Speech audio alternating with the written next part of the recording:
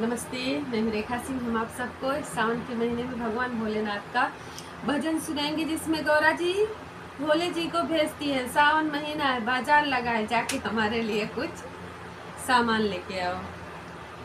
सावन महीना भोले लगी है बजरिया, सावन महीना भोले लगी है बजरिया। भोले गए हैं बाजार न बिंदिया, लाए चमकदार बिंदिया पहनने दे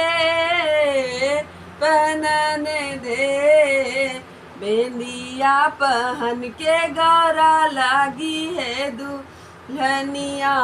बिंदिया पहन के गौरा लगी है दुल्हनिया। सावन महीना भोले लगी है बजरिया, सावन महीना भोले लगी है बजरिया।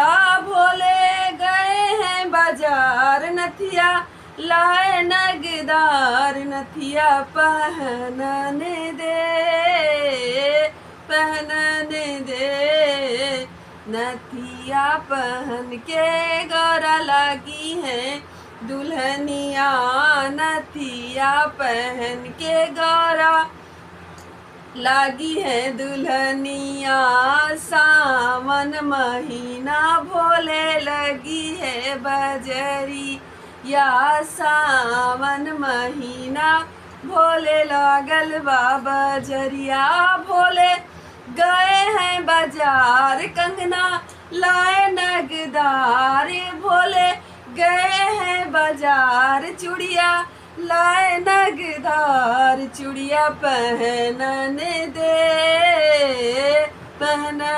दे चूड़िया पहन के गौरा लगेली दुल्हनिया।